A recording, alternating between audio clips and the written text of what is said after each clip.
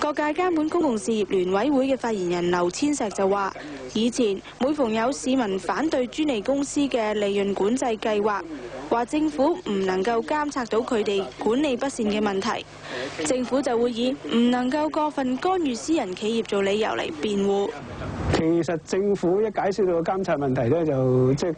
一路都好模棱兩可嘅。但係跟翻佢政府嘅所謂監察嘅佢自己嗰個嘅哲學咧，就覺得公共事業公司呢個董事咧係有良心嘅，佢哋都會向公眾嚟到負責嘅咁樣。咁所以咧就其實唔需要有特別乜嘢嘅監管嘅。咁但係我哋嘅問題就嚟啦，就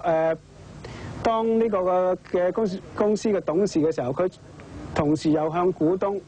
又要向呢就個僱員，又要向個公眾或者有啲係乘客、有啲係用戶啊嚟到負責嘅時候，邊個做先呢？好自然就係股東做先啊嘛。咁而且又冇一個法律嘅規定，究竟你點樣嚟到向公眾嚟到負責？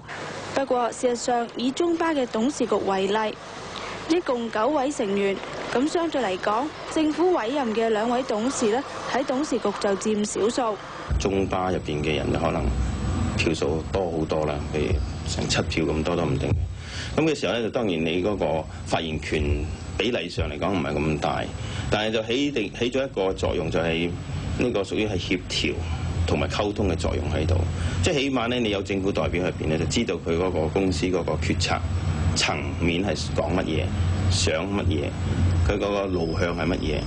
不過，立法局議員許賢發就覺得政府委任嘅董事係可以更積極㗎。應該由政府派入去，或者係啲人士呢，就出嚟講，即係話呢個咁嘅譬如董事會個成員咧係有問題。我哋講到因為佢太過家族性，或者係太過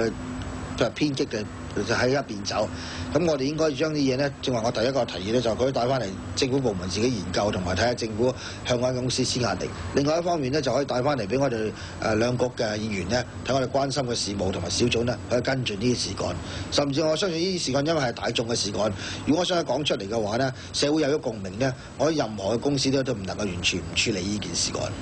佢又話：雖然2局亦都有小組去監察呢啲公共事業嘅利潤管制，不過依靠兼職嘅議員去監管呢，作用並唔大。但係在過去裏邊，我都覺得到呢，就話如果係要打理呢啲咁嘅專業專利嘅監管嘅話呢，係一啲專人嚟嘅，同埋一定要長時間去到看住，唔能夠看住即係一段好短嘅時間，因為你過去咗呢啲嘢可能變咗又唔同咗，咁所以變咗對我哋可以有兼職嘅議員嚟講呢，係一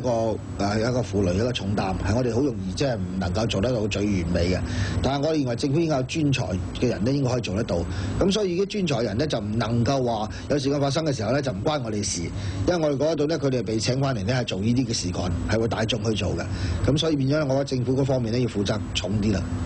身兼交通諮詢委員會主席嘅2局議員譚慧珠喺今次嘅工潮裏邊，一直都強調呢一次事件只係一次勞資糾紛。不過唔少嘅分析指出，如果公司嘅管理唔係咁差嘅話，呢啲糾紛未必會出現嘅。而有份監管中巴嘅交通諮詢委員會，又係唔係疏忽咗呢一點呢？唔係政府同埋交諮會睇錯咗，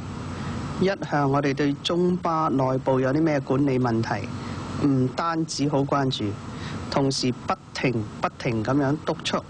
但係有一樣嘢我哋未做得到嘅，就係代佢管理間公司，我哋或者永遠做唔到。而家個問題就係呢件事已經發生咗。我哋點樣檢討係好重要，但係大家千祈唔好以為交通諮詢委員會對於中巴嘅運作係素來冇批評。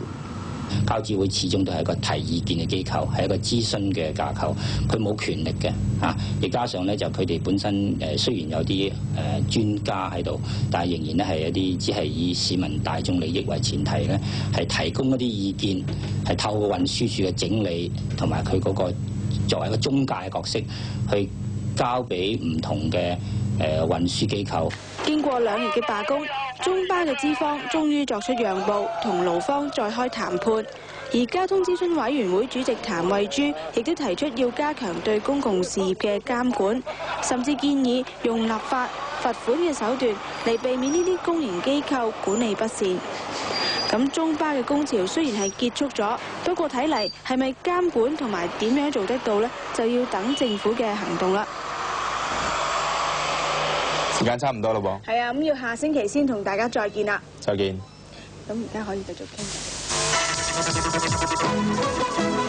偈。